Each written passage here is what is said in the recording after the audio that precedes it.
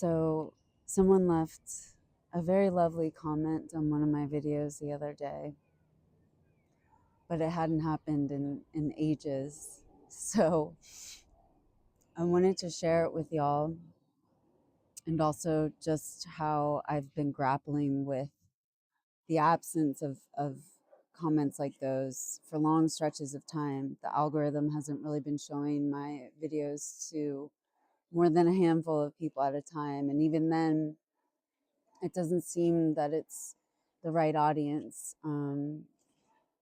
like it was in the beginning. So I'm not really sure what's going on, but I'm interested in how I'm navigating that. It's very humbling, which I think is incredibly valuable, as well as just observing ourselves inside of these moments where we aren't getting external validation that what we are giving our energy to is worth our time or others.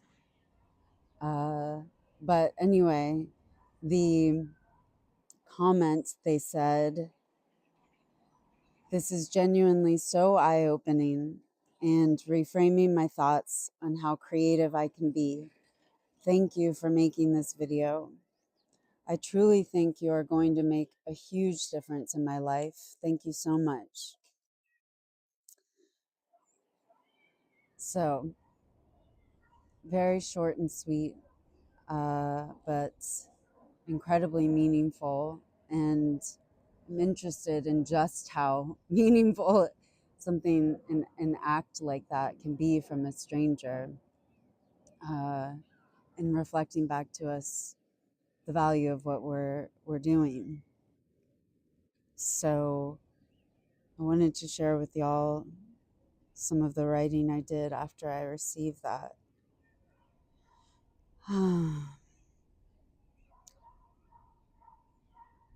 It can be quite discouraging, honestly, the lack of views and comments. I believe in what I'm doing, or at least the intention behind it, but without much feedback from those who are the proper audience for my videos, it's challenging to remain steadfast in my conviction that what I'm doing is worth it. It's hard to practice what I preach, to let go of any attachment to an outcome, a result, or feedback reflecting the impact of my work. It's hard to turn the dial down on the self-sabotaging inner critic and turn the volume up on the voice within that believes my offering is of deep value, and if falling on the right ears, could have a worthwhile impact on others' lives. I remember my video on metrics, where I claimed that it should be of no concern to us how many people like what we've made after we've released it out into the world. While I wholeheartedly believe this, I am not immune to the persistent ego of my social creaturehood. There is a thin line between wanting your work to resonate with others and using positive feedback as complete validation. Is it a thin line? I'm not so sure. It seems to me that discernment is one of the most important qualities that deepens as we grow older. Maybe the tool of discernment is the key to self-actualization. Clearly not on its own, but I'm finding more and more that the way we process, that the way we set our own expectations and process outcomes and use this information to guide our future actions is very telling of just how hijacked our inner world has become by the ego. And if we can tune in without shame or guilt or any other form of inner violence to our most honest selves and observe without judgment, maybe this as is version of ourselves holds more value than we've been giving it credit for. Maybe an idealized version of our future selves is sabotaging our lives from the inside out. At the very least, it pulls us from the present moment. It lures our attention from the actual circumstances and how we adapt and respond within them, away from our self awareness, which inherently undermines our self acceptance, love, and care. These all come hand in hand.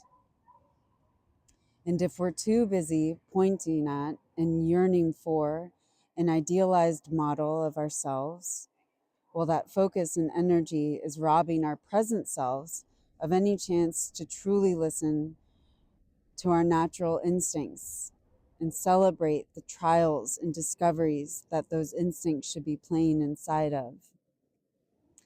There is a playground running parallel to our oh so serious lives always.